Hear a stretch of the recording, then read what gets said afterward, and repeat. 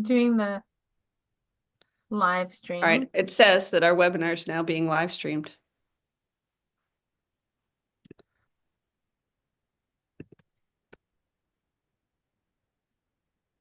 Doing the live stream. All right, it says that our webinar is now being live streamed.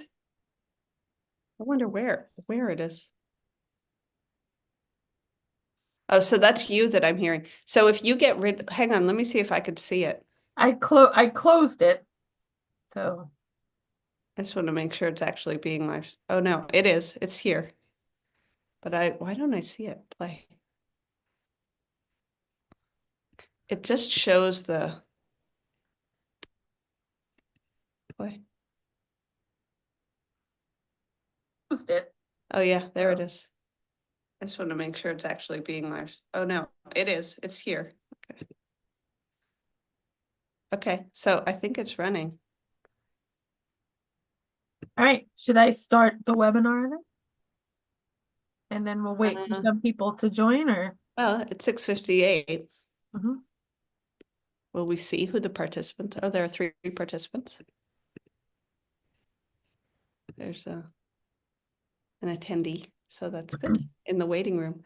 You have to start the webinar in order to admit them. Okay. So you could start it. Okay. Yep, and I'll just stay quiet unless there's a question, okay? Sure. Okay.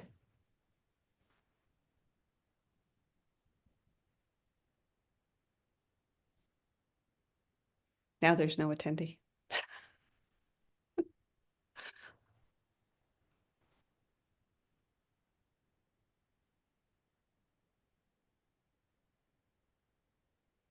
Hi, everyone.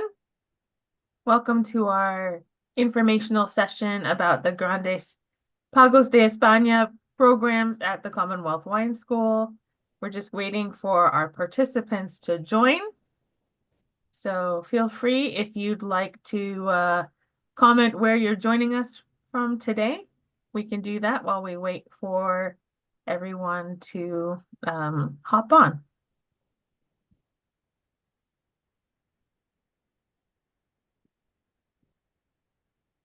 And feel free, as we're going through this webinar, if you have any questions, feel free to put those into the Q&A or the chat. We will have somebody monitoring for the questions, and they'll be helping me to field the questions, and then I can get to your responses. All right, we have somebody from Cambridge. That's the Commonwealth Wine School. That's where we're based.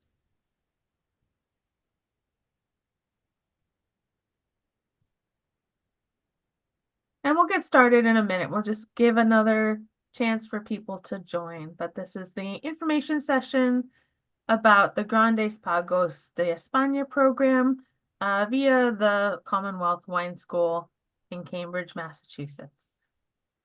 So, hi, Matt from Baltimore. Thanks for joining us tonight. Hi, Sandy from Methuen.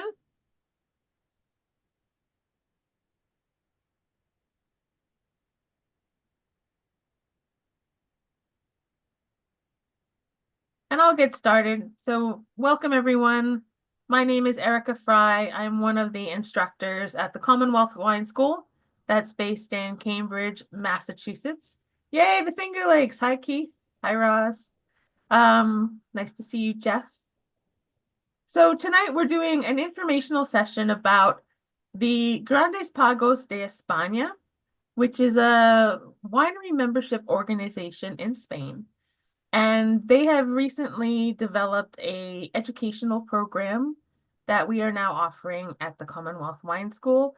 So I'm here to tell you a little bit about the organization, as well as the programs that we are offering through Grandes Pagos de España. And I'm also going to give you a little bit of a preview of a trip that we are organizing to Spain this June that is in conjunction with the Grandes Pagos de España winery. So not only will you have a chance to learn about some of these wineries, but for those of you who are interested, you could have a chance to also visit them in person. So I'm gonna actually share a presentation, start talking a little bit about the Grandes Pagos organization, a little bit about what is a Pago and why is this important now in the world of Spanish wine, and then give a little preview of what you might see if you decided to join us for the terroir workshop that has been developed by this organization, or on the trip. So let me share that presentation with you now.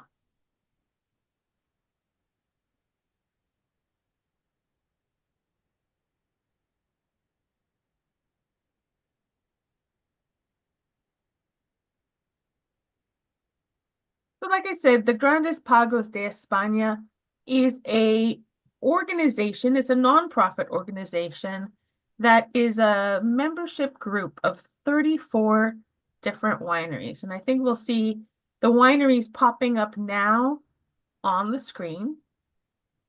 And this is an organization that has been growing for the past 25 years. But basically, these are all producers. They're single estate producers. They're producers that have ownership of some very unique and valuable terroir in Spain. And their mission is really to preserve these special vineyards and estates that they are shepherding and also create very high quality wine. And along the way, they're also very dedicated to innovation and sustainability and education and information sharing within their membership as well. So some of these names maybe you do recognize, maybe some you don't, but there are some very historic wineries, there are some very interesting wineries, and they're pretty much represented throughout the country of Spain now. So I'm gonna move on here and let's get a nice topographical map of Spain. And you can see here, there's a lot of dramatic topography going on in Spain, and that really lends itself to the different climates and terroirs that you get in Spain. Lots of mountains, but also these high altitude plateaus, areas that are impacted by the Mediterranean Sea, the Atlantic Ocean. So there's quite a bit of diversity in Spain, and I think this message is finally getting out. The quality of Spanish wine is certainly rising very quickly, and people are getting to know Spanish wine as a category much more in the recent, I would say, couple of decades. So again, this group is really focusing on getting that information out that Spain is very capable of making high quality wines, that Spain has some really tremendous wine growing terroir as well. And so the members of this group, they aim to preserve this terroir identity. Sometimes they're referred to as the Grand Crus of Spain because they have some really unique terroir. Some of it is maybe not always typical for the greater region that they belong to, but they've actually sought out these very unique pieces of property and also old vineyards that they've been preserving as well. They do produce estate wines from these vineyards or these estates, so they're not blending wines from all over the region. They're really focusing on these single estates and really also dedicated to the sustainability of the soil and the landscape. So this consists of now 8 regions, I believe. So the group now has representation in 8 different regions. So we have everything from Green Spain in the north, Catalonia, the Ebro River Valley region, that's where we find Rioja. The North Meseta and the Central Meseta, these are these high elevation plateaus that have a very extreme continental climate. Also, the Mediterranean and the South region, that's pretty broad. That includes everything from Sherry to the mountains around Malaga. So a lot of diverse landscape there. And also the islands. They do have one island member on the island of Mallorca. So this boils down into the 34 different wineries that represent these 8 regions. And in the terroir workshop that we offer, we do cover all of these 8 regions, and we also talk about each one of the member wineries.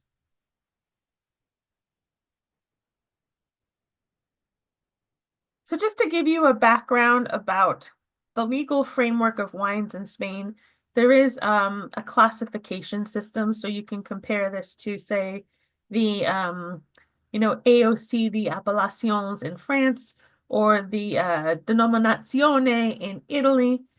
Spain also has this concept of kind of a hierarchy of denominaciones de origen. And so the DOP level, which is sort of the highest level, includes things like vino de pago. DOCA stands for Denominación de Origen Calificada. So that's the highest level. There's only 2 regions in Spain that have that level. Then we have DO, that's fairly common, Denominación de Origen. And then we have the Vinos de Calidad, which is sort of a in-between level. These are the wineries that are hoping to get, or the regions, I should say, hoping to get promoted up to the DO level. So these are usually very specific regions, some smaller terroirs, but they also do include some larger regions. For instance, the largest DO in Spain, and actually I think also in Europe, is La Mancha, which is in the central part of Spain. So it's a very big region, but it's also classified as a DO. But you can have much smaller DOs as well. Then going down into the hierarchy, a broader like territorial area or IGP classification would be Vino de la Tierra. So that would be similar to, like in France, the Pays, like Pays d'Oc, the IGT wines in Italy.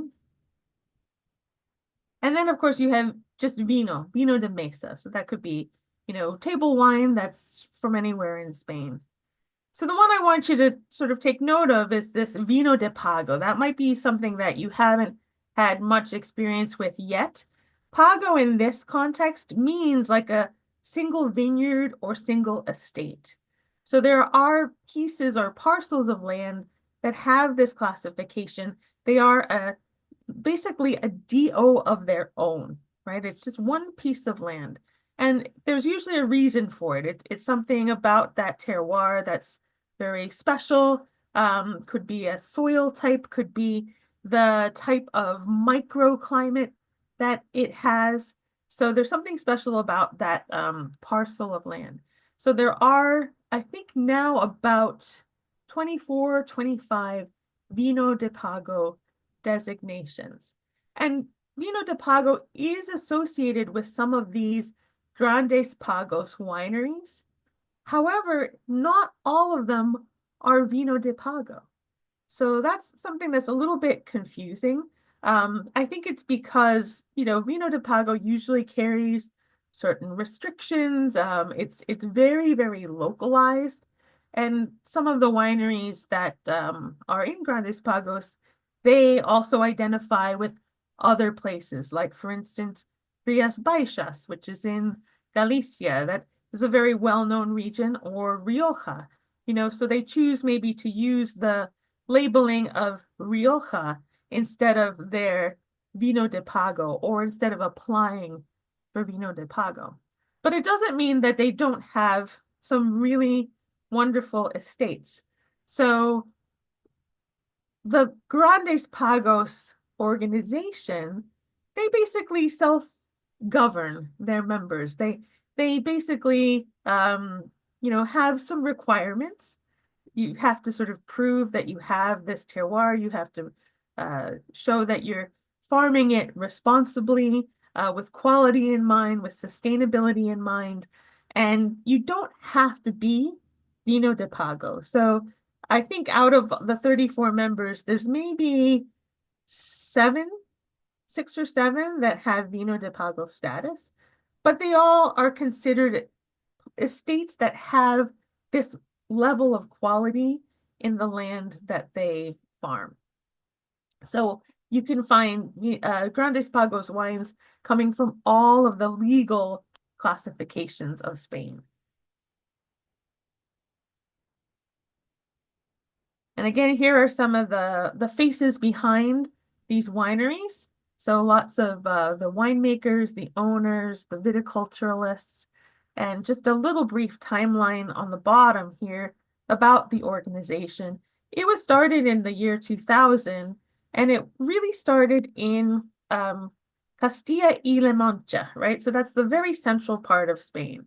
Now, this part of Spain historically has not been known for very high quality wine. It's often thought of as kind of a bulk producer producing a lot of wine to make brandy. So I think that was part of the impetus for these wineries who had some really great vineyards to say, you know what, we want to separate ourselves a little bit. We want to show that even in this area, which is kind of known for bulk wine production, we have some great terroir. So they started the Grandes Pagos de Castilla with 5 estates. And these 5 estates were really behind lobbying for the Vino de Pago designation. So most of those original estates do also have the Vino de Pago classification because they really wanted to differentiate themselves from the sort of the greater region that they were a part of. Then when they built up and added more member wineries from other parts of Spain, they changed the name from Grandes Pagos de Castilla to Grandes Pagos de España. So that was 2004. They already had 12 members. And today it's grown to 34 wineries throughout Spain. With some members have dropped off, but new members continue to join. Excuse me. And so here's a little bit of just a snapshot of the numbers for Grandes Pagos de España. We have 34 wineries representing about 4,600 acres or 1,800 hectares, spanning 60 grape varieties, a real wide range of wines being produced here. We have grapes being made from international varieties like Chardonnay and Cabernet Sauvignon. Of course, some traditional Spanish varieties like Tempranillo and Garnacha. And then some really interesting native varieties that are sort of being revived especially because of the sort of threat of climate change and looking at varieties that have survived there in the past and what their potential could be in the future.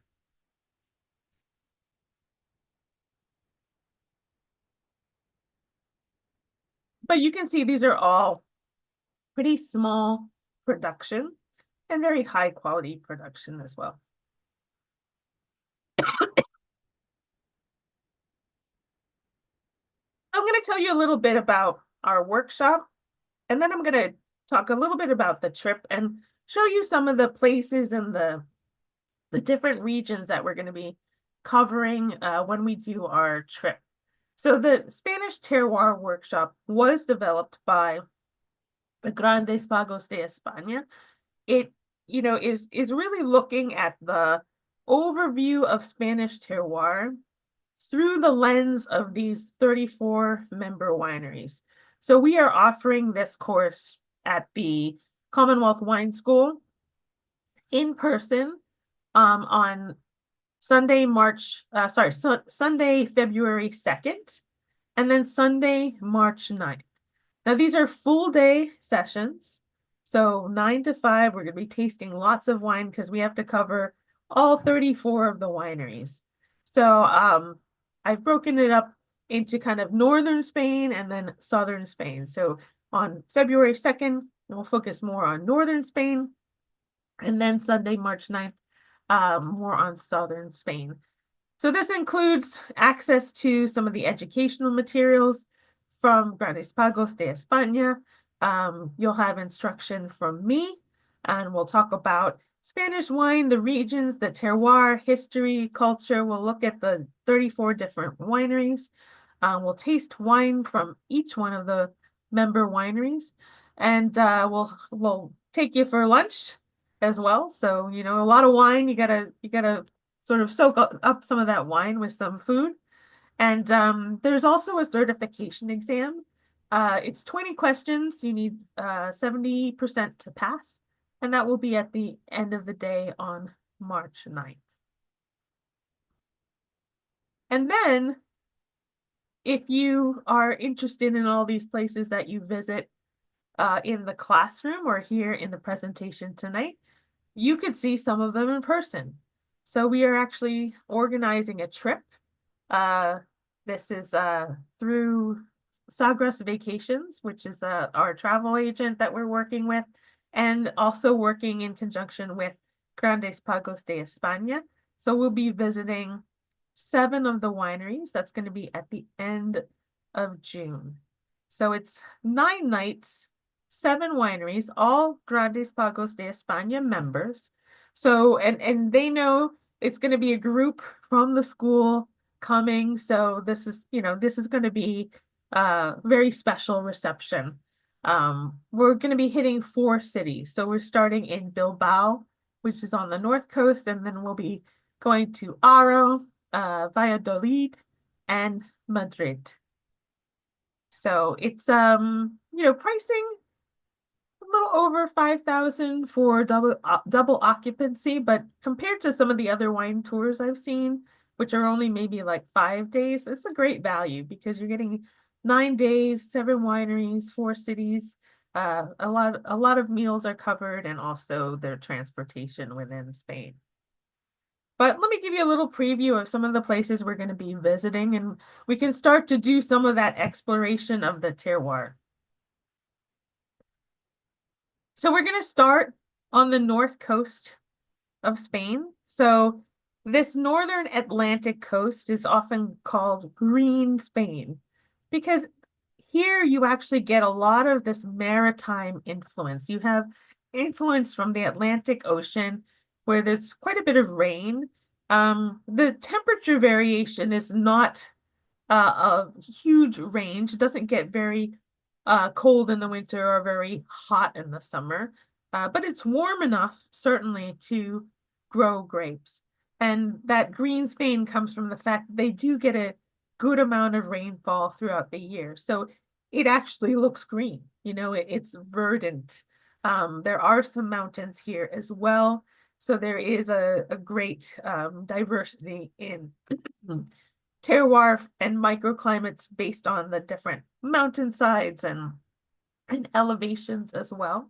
So we are going to be in Bilbao and we're going to be visiting Astobisa, which is a very special chocolina producer. So we're going to zoom in on Astobisa.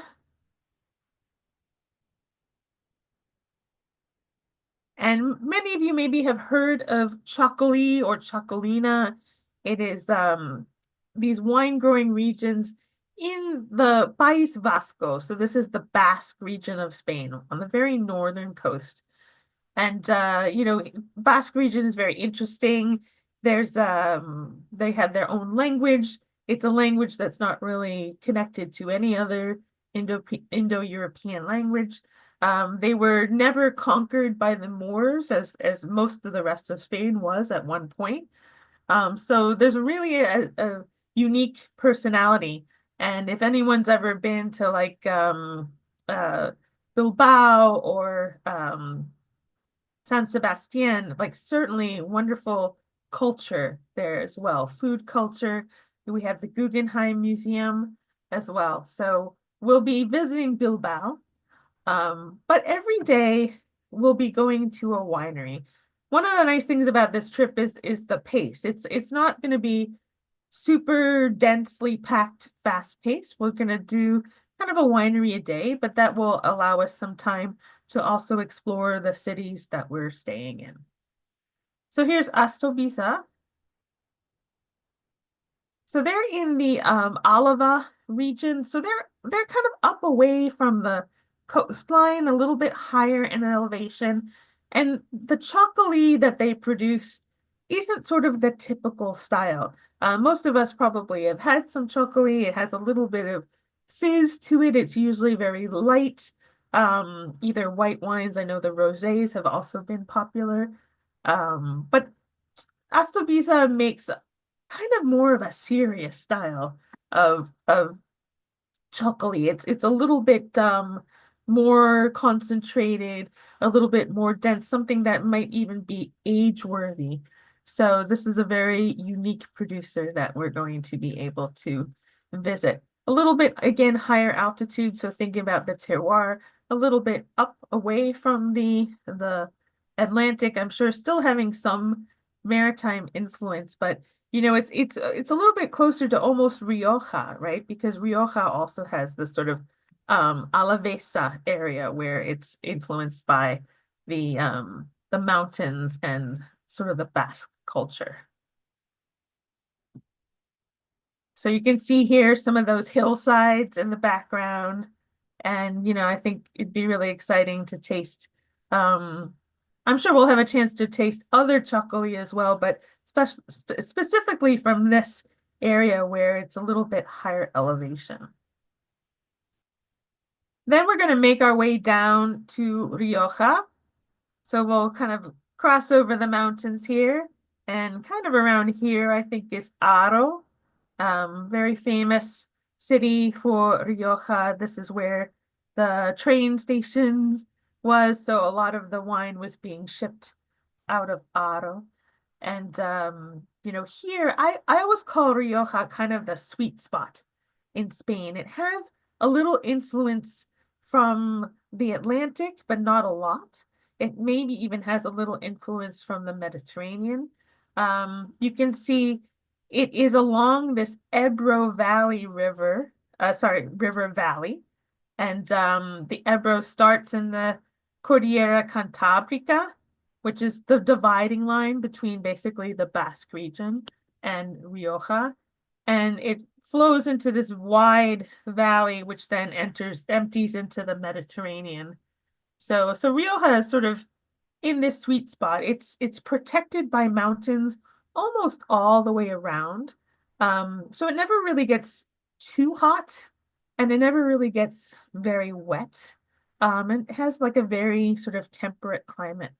But again, with all of these mountains, you get all these different terroirs. So one of the things that's developing here is really studying Tempranillo as a varietal and all the different influences that the climate and the soil and the different locations have on the Tempranillo grape variety.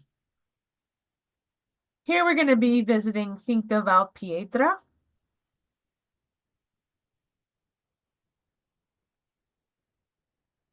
And again, one of the things that's interesting about this estate is that generally Rioja was made in many different parts of the region. So usually a wine producer would not just have one vineyard, they would have many vineyards throughout the region and then blend all of that wine together.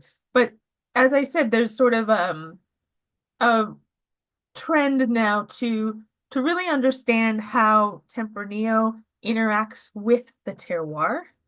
And so this is one of the places where we could start to see it because it's really just one estate. And of course, maybe they have some diversity within that estate, but they're really focused on just one parcel of land.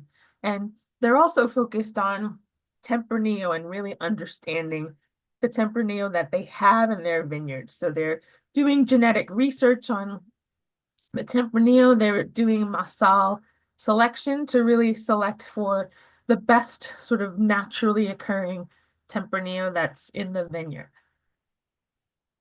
So here you can see, a little bit more of a valley, but these like beautiful hillsides all surrounding. And this is, what I like to call the sweet spots. That is Rioja. So from Rioja, we will then again sort of cross over the mountains and go to the North Meseta region. So in Spain, the Meseta refers to this high altitude plateau.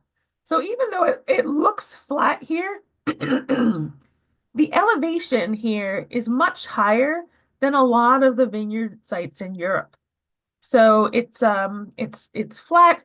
It gets very hot here, but it also gets very cold. So people talk about the Meseta having this extreme continental climate where it can get really, really cold in the winter, and then in the summer can get super, super hot. But that heat in the summer is moderated by the fact that it's at a higher elevation. And that's why they can successfully grow grapes with a lot of structure, a lot of concentration, a lot of acidity, also producing great tannin. And this is also another home for Tempranillo, so it'll be very interesting to compare the Tempranillo here as opposed to in Rioja. We have the Duero River running through, which also makes this sort of a river valley. And this is the river that eventually turns into the Douro River in Portugal. And we're going to be staying around Valladolid and visiting. We're actually going to visit 4 wineries in this area. So we're going to be going first to Alto, which is in Ribera del Duero. So this is an area that really focuses on Tempranillo. Although they recently, Ribera del Duero can also make a white wine from Albio grape. So that will be interesting to try to discover. But Alto is interesting because I look at them almost like as a Burgundian producer. They have many different parcels throughout Ribera del Duero. And again, they use some of them to blend. So their wine tends to be a blend of different parcels that they own and they manage. All of them like unique terroirs that give something different to the grapes, and then that then contributes to the final blend of the wine.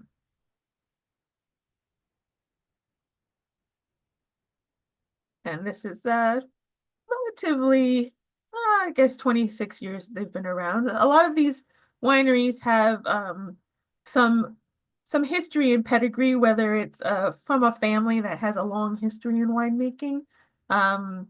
But really the quality in Spain started after the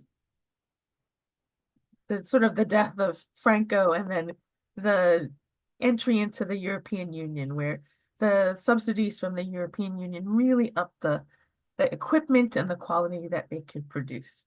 So we see a lot of these modern wineries really starting like in the 80s, 90s. So here's some beautiful large casks and beautiful facilities here. Each one of these wineries is kind of as part of the mission of Grandes Pagos. They're supposed to be leaders in innovation. So often they have some sort of technology that they've introduced either into the vineyards or into the winery that is really sort of moving them forward and also helping the organization in general because they do share a lot of this information with each other. So the next winery that we'll visit is going to be Abadia Retuerta. This is one of the oldest wineries because it is a former monastery. And I want to say, well, maybe it'll tell us. I think it was established in like the 1300s. So it's a very, very old parcel of land. So this is an example of really trying to preserve some of the historic vineyards of Spain. And Retuerta is referring to the bend in the Douro River. So this is located in a bend of the river. It's also now it's a sort of a luxury resort. So the abbey has been turned into a hotel, and we will actually have lunch at the restaurant while we're visiting here. And they just fall outside of the Ribera del Duero designation. So they are one of the wineries that actually has recently applied for the Vino de Pago designation. So they are Vino de Pago Abadia Retuerta, or you can also refer to it as DOP Abadia Retuerta. So that's what they can label their wines as opposed to like Vino de Tierra, Castilla y León, or something like that. They do a lot of really deep research into the different grape varieties and how they're suited to the different soil types that they find on their property. So they've really been working on putting the right varieties into the right soils, but they're also trying to experiment with some different varieties that maybe have some potential in the future. So you see there's a little bit of a mix here between international varietals like Cabernet Sauvignon, Petit Verdot, Syrah, but also some traditional Spanish varieties as well. When I was there, I did get to visit this when I did a trip last year, and they had happened upon some very old Tempranillo vines. I think they were at least 100 years old. They were kind of growing out in the forest that surrounded the vineyards, and they happened upon them. And now they're starting to try to propagate them as sort of these historical Tempranillo vines. So that should be interesting to see how it progresses. So let's see. Did they say the year? No, but I think it is like at least like 1300s, maybe older than that. So very historic property. Then we'll go to Toro. So Toro, also in this North Meseta region. Again, when we go to Spain, there's going to be probably a dozen names for Tempranillo, but there's also different clones too. So the clones would be, genetically the same, but for some reason they've evolved outward differences that are different in different regions. So Tinta de Toro is the name for the Tempranillo that grows in this region. And here you can see a very standard practice in some of these old vineyards. They're not trellis, they're not using that vertical shoot positioning. These are old vines, they're old head trained bush vines. You can see too, this is a very gravelly vineyard. So that gravel, just if you can kind of think of like Chateauneuf-du-Pape, those stones are just gathering the heat. It's already hot enough in this region, but they're gathering more heat and they're really radiating that to the grapevines. The bush vines are also great for shading. So when it does get really sunny, they provide natural shade to the fruit. But of course, very hard to harvest these. These need to be hand harvested. So, that's a lot of work. But hopefully it's worth it because when you taste Numancia, it's a really, really stunning wine. So let's see if I can move here. There we go. So this is in Dio Toro. Tita de Toro is what they would call their Tempranillo or their clone. So it'd be interesting to see how they feel it's different from what you would see, say, in Rioja or in Ribera del Duero.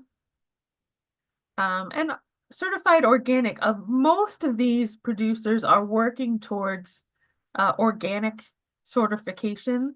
There's a few that are also going for biodynamic certification. So they're certainly dedicated to these practices, these sort of responsible farming practices that will sustain the soil and the earth so that they can continue to produce vines and other things.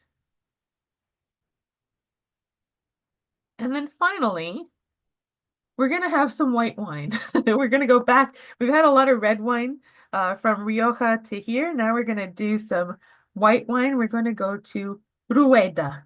So Rueda is an area that was it really was kind of established because they were looking for a place to grow grapes for white wine.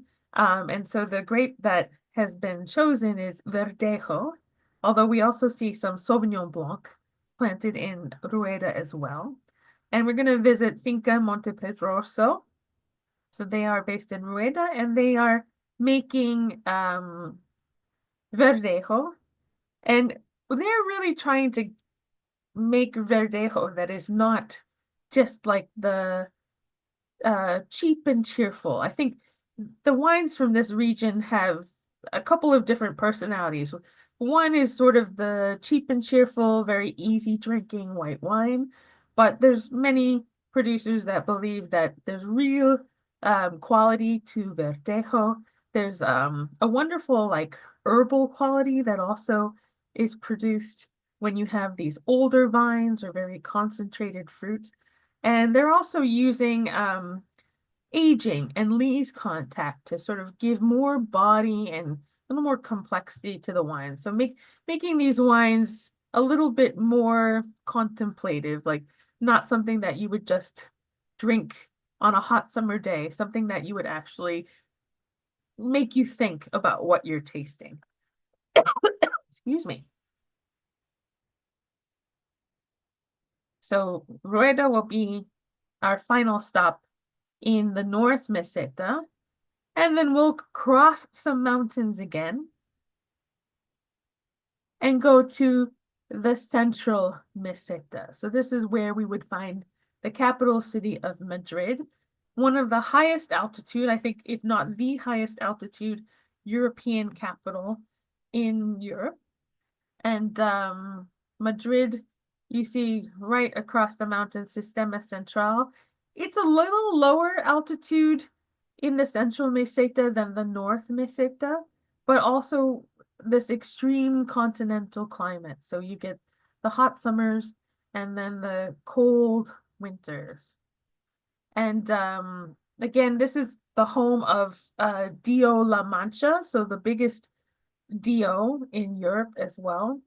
And a lot of inexpensive wines being produced here, but more and more these areas kind of surrounding the meseta are starting to become known for some very interesting high quality wines. So our final winery visit on the trip is going to be to Valle Garcia, which is sort of tucked into the Montes de Toledo.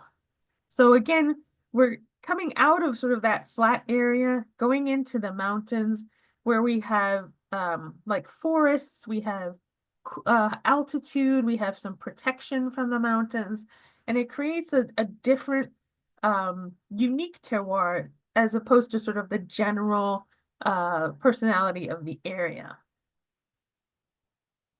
So Valle Garcia was one of the first founding members of the Grandes Pagos de España. And they also have their own Vino de Pago designation. So they can label their wines as Dio Valle Garcia or Vino de Pago Valle Garcia. And here you can see, here is their winery, but you can see the Montes de Toledo around them with like forests and greenery. And that's, they're really trying to preserve this area. If you look at the map, there's this sort of like very distinct fence line. It's because they've got a lot of wildlife around them. So they actually have a fence line to keep deer and things out of the vineyards. And we'll meet Adolfo Hornos. He's kind of the man who wears many hats at this winery. He does a lot from winemaking to managing the winery. He came to visit us at the school. So if any of you attended our launch event for this program, he was there and he personally invited us all to come visit him at Valle Garcia. So it'll be very much a treat. So here, one of the founding members of the Grandes Pagos, they actually focus a little bit more on international varieties. So Cabernet Sauvignon, Cabernet Franc, Syrah, Merlot, Petit Verdot, also with a few sort of traditional Spanish grape varieties like Garnacha, Carignan, Monastrell. But very interestingly enough, they were the first to plant Viognier. So we got to taste their Viognier, which was very nice. It was like round and had that beautiful aroma that we would expect from Viognier, like orange blossoms and honeysuckle. Um, and it had a little bit of that round, unctuous texture, but without being too overblown. So it was a very nice example of Viognier. And of course, they have many red wines as well. So Valle Garcia will be our last stop as we visit Madrid and then go into the Montes de Toledo. And then, of course, there's much more to explore. So there's only so far we can go on one trip in sort of 1 week and a weekend. Um, but hopefully we'll be able to visit other parts of Spain on future trips. And also you can visit all of Spain if you come to our terroir workshop, which is going to be on February 2nd and March 9th. So here again is some information about the workshop that we'll have at the Commonwealth Wine School, and then also about the trip. You can find all this information also on the Commonwealth Wine School website. So if you go to commonwealthwineschool.com, you'll see in our upcoming classes or our certification classes, the Grandes Pagos de España Terroir Workshop. And then under our travel and tours, the Grandes Pagos de España wine tour in June. So that's the information I have for you today. Please let me know if you have any questions.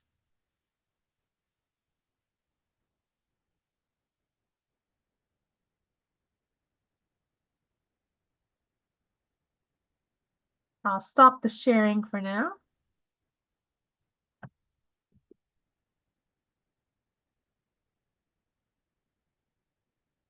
And I will say I got to travel with the Grandes Pagos last May.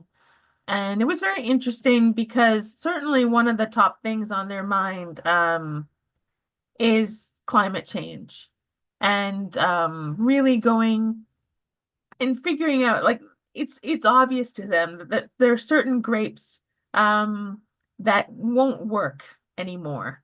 So I remember visiting one of the wineries and they're like, "Oh, there's our Merlot vineyard. That's gonna be replaced because Merlot's just not gonna make it here anymore. It's just too hot."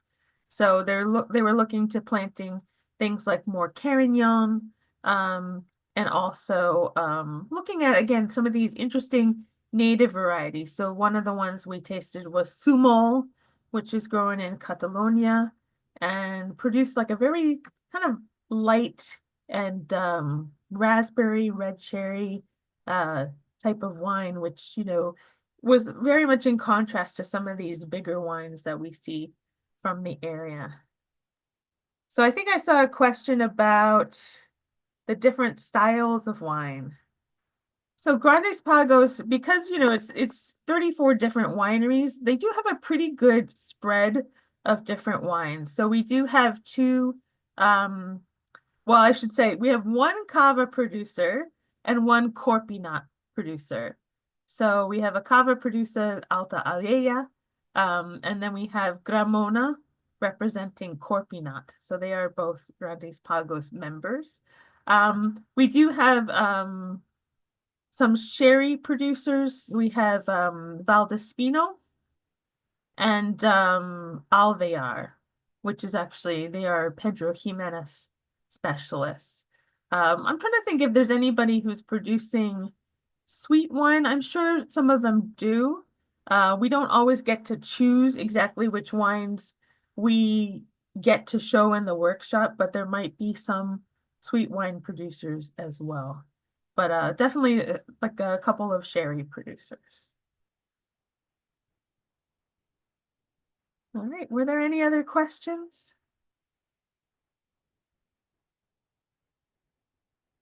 Okay, well, I want to thank everybody for coming and listening. Hopefully, I will see you at the Commonwealth Wine School sometime soon, hopefully for the Grandes Pago workshop or another class. And certainly, if you have any questions about the trip to Spain that we'll do with the Grandes Pagos de España wineries, feel free to email us at info@commonwealthwineschool.com or check out the details on our website. Thanks very much, everybody. Have a wonderful evening.